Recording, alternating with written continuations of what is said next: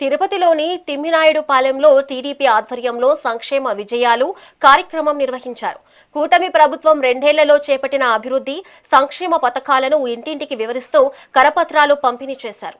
ఈ కార్యక్రమంలో TDP parliament అధ్యక్షురాలు లక్ష్మి, తిరుపతి నియోజకవర్గ ఇన్ఛార్జ్ జేబీ శ్రీనివాస్ పాల్గొన్నారు.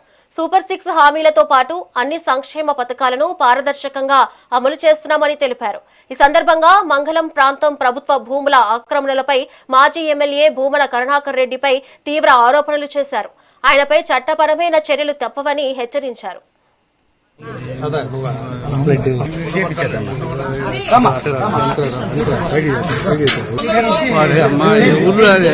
ఏం మనుషులు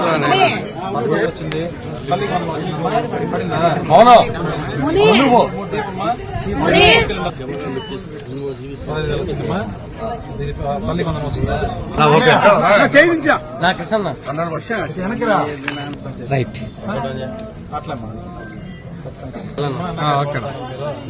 పవన్ వెనకరా చెప్పొద్దు.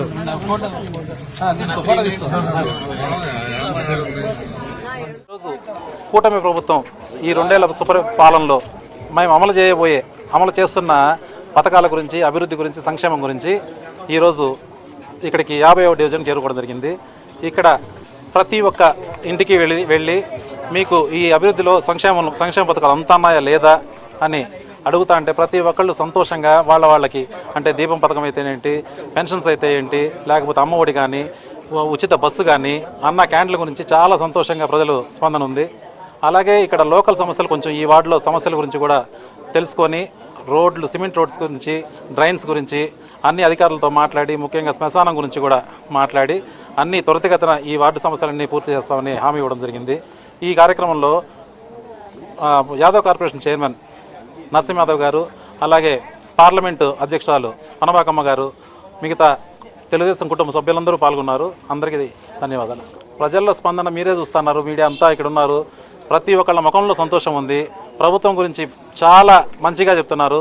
చాలా సంతోషంగా ఉంది. మేము చెప్పిన ప్రతి పథకం మాకు ఇస్తున్నారు అని చాలా సంతోషంగా చెప్తున్నారు.